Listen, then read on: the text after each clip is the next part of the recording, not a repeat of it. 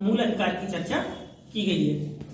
यहां आप देखेंगे कि दो इंस्ट्रक्शन अनुच्छेद 12 और अनुच्छेद 13 केंद्र सरकार और राज्य सरकार को निर्देश देते हैं कि राज्य उसकी परिभाषा और मूल अधिकार की परिभाषा, ठीक, कि मूल अधिकार क्या है, ठीक, राज्य क्या है, राज्य क्या कानून लागू करेगा, इन तमाम चीजों के बारे में डिक्लेरेशन किया गया अनुच्छेद 12 में।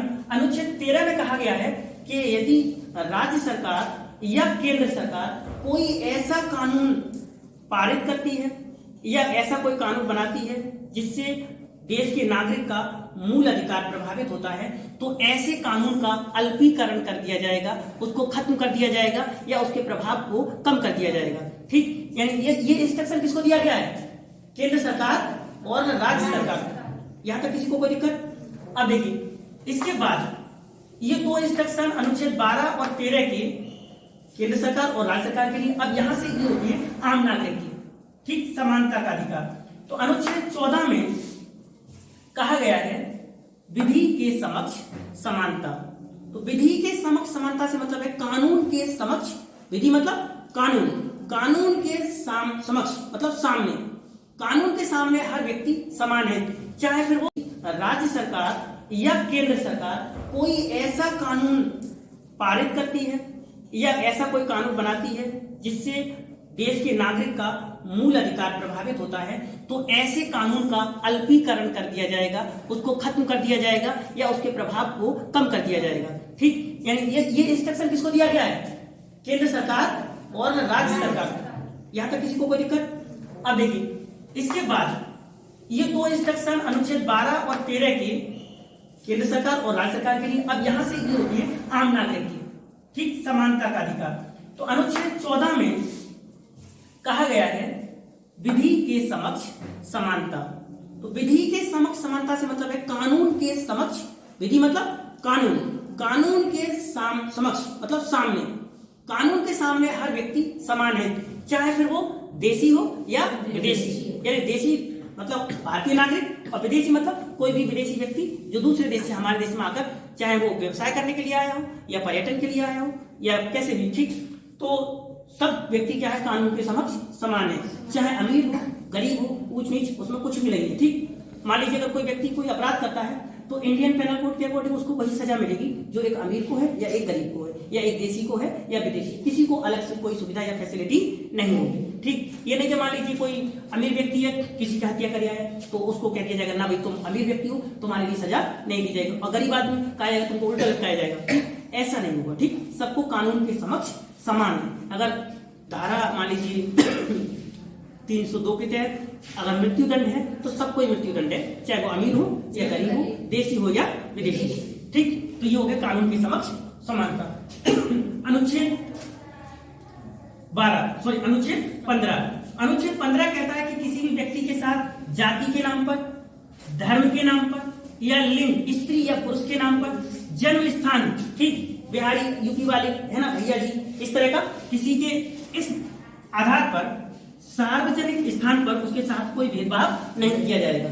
ठीक, यानी कोई व्यक्ति की जाति क्या है इस बेस पर आप ये नहीं कह सकते कि आप सार्वजनिक जगह पर नहीं आ जा सकते। किसी व्यक्ति का धर्म क्या है इस आधार पर भी आप सार्वजनिक जगह पर जाने से नहीं रोक सकते। लिंग, कोई व्यक्ति स्त्री है या पुरुष है, ठीक, इस पर आप ये नहीं कह सकते कि भाई यहाँ पर सार्वजनिक अगर गवर्नमेंट जगह है तो आप ये नहीं कह सकते कि स्त्री की मतलब यहाँ एंट्री होगी या पुरुष की एंट्री होगी। ठीक, सभी को समान अधिकार है, चाहे फिर वो स्त्री हो या पुरुष, यानी लिंग के आधार पर आप कोई भेदभाव नहीं कर सकते। जन्म स्थान के आधार पर भी आप कोई भेदभाव नहीं कर सकते कि भाई मान लीजिए कोई व्यक्ति यूपी का है तो यहाँ रहेगा और बिहार वाला नहीं आएगा, ऐसा नहीं होगा, क्योंकि भारत का संविधान कहता है चाहे वो यूपी का हो या भारत में स्वतंत्रता पूर्वक घूमने का, व्यवसाय करने का, आने जाने का, बोलने का, हर चीज का अधिकार प्रदान है। इसके बाद बात यहां तक समझ में आ गई? किसी को कोई दिक्कत?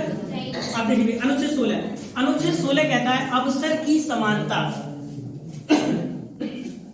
अनुच्छेद 16 कहता है अवसर की समानता। तो अवसर की समानता में यानी अनुच्छेद 16 अवसर की समानता के बारे में बात करता है।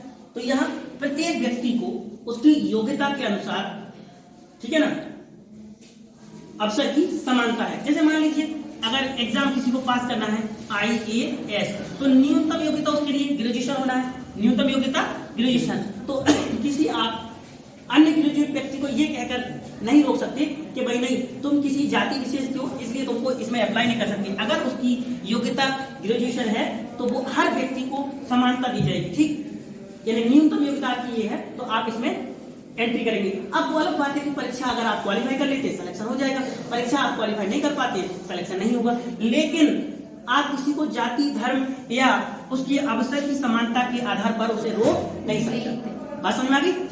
तो यानी प्रत्येक व्यक्ति को उसकी योग्यता के अनुसार, ठीक, उसे अवसर की फैसिलिटी दी जाएगी सार्वजनिक नौकरियों में, गवर्नमेंट नौकरियों में, ठीक। हालांकि यहाँ ये भी कहा गया है कि कोई पिछड़ा वर्ग है, क्या है? पिछड़ा वर्ग है, ठीक है ना। तो पिछड़ा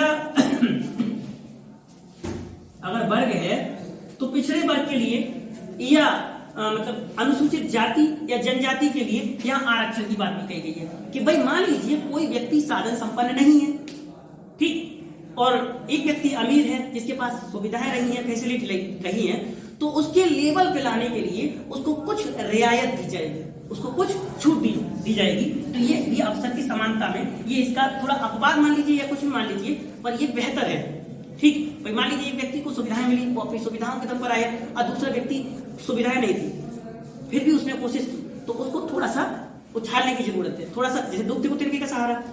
बात समझ में आई कि नहीं?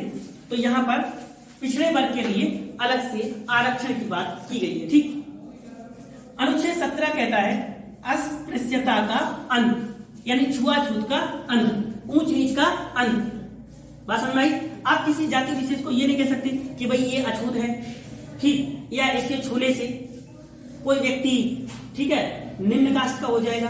अब अगर मान लीजिए अगर ऐसा होता, सोच के देखो भाई, मान लीजिए अगर आप किसी एक जाति विशेष को ये कह दो कि भाई इनके छूने से ढिमकाना व्यक्ति, ठीक, कोई भी व्यक्ति मान लीजिए क्या हो जाएगा, अपवित्र हो जाएगा, तो इसका मतलब सबसे ज्यादा पावरफुल तो वही हुआ। भाई अमीर आदमी के छूने से कोई आदमी अमीर नहीं हुआ। लेकिन अगर एक व्यक्ति आप जिसको कह रहे हैं कि अछूत है, उसके छूने से अछूत हो जाएगा, तो सबसे ज्यादा पावरफुल तो वही होना चाहिए, है नहीं? तो उसको और ज्यादा सम्मान मिलना चाहिए। और पता नहीं क्यों ऐसी विडंबनाएं बना रखी समाज में, जिसकी वजह से, ठीक, समाज लगातार कुछ लोग शोषित अशोषित होते चले गए, ठीक। हालांकि ये वाली बात समझ में आई, लेकिन अब ऐसा नहीं है। कानून के समक्ष यानी भारत के संविधान के समक्ष, ठीक है, प्रत्येक व्यक्ति को समानता का अधिकार है। वहां उसके साथ जाति के नाम पर अस्पृश्यता यानी छुआछूत का कोई भेदभाव नहीं किया जाएगा, ठीक। इसके बाद अब बात आती है उपाधियों का अंत। मुगलों के टाइम पर और अंग्रेजों के टाइम पर पहले उपाधियां दी जाती थी। उससे पहले मतलब आप देखेंगे तो गुप्त काल में भी उपाधियां दी जाती, जैसे विक्रमादित्य, है ना, चंद्रगुप्त ने उपाधि दी विक्रमादित्य की, ठीक। दूसरे वाले चंद्रगुप्त ने महाराज अधिराज की, ठीक। और मुगलों के टाइम में भी आप देखेंगे तो तमाम उपाधियां दी जाती थी, ठीक। और इसी तरह अंग्रेजों के टाइम में आए राय बहादुर की उपाधि दी जाती थी, और नाइटहुड की उपाधि दी जाती थी, जैसे गांधी जी को नाइटहुड की उपाधि दी गई। लेकिन जब देश आजाद हुआ तो उन्होंने कहा कि भाई ऐसी कोई उपाधि नहीं दी जाएगी, उपाधियों का अंत कर दिया गया। हालांकि शिक्षा के क्षेत्र में, किसके, शिक्षा के क्षेत्र में उपाधियां दी जाती है। जैसे आप जब ग्रेजुएशन कर लेंगे तो आपको उपाधि दी जाएगी, डिग्री दी जाएगी, डिग्री मतलब उपाधि, तो आपको ग्रेजुएशन की उपाधि दी जाएगी। आप पीएचडी कर लेंगे, आपको पीएचडी की उपाधि दी जाएगी। मान लीजिए कोई सैनिक है ना, तो सेना में ब्रिगेडियर, कर्नल है ना, ये सब क्या है, उपाधि है। तो कहने का मतलब सेना के क्षेत्र में, है ना, सैन्य क्षेत्र में उपाधियां दी जाएंगी, शिक्षा के क्षेत्र में उपाधि दी जाएंगी, और भी दो क्षेत्र होंगे जिनमें उपाधियां दी जाती हैं। लेकिन ऐसी कोई उपाधि नहीं दी जाएगी जैसे नाइटहुड, है ना, राय बहादुर, या अन्य कोई उपाधि जैसे महाराज अधिराज, ठीक, या विक्रमादित्य, इस तरह की कोई उपाधि नहीं दी जाएगी। तो इस तरह की सार्वजनिक उपाधियों का अंत कर दिया गया है। हालांकि शिक्षा के क्षेत्र में, सैन्य क्षेत्र में उपाधियां दी जाएंगी। तो इसमें अगर कोई डाउट है तो आप कमेंट कर सकते हैं, ठीक। बाकी आज के लिए इतना ही। कल हम बात करेंगे भारतीय संविधान में स्वतंत्रता का अधिकार।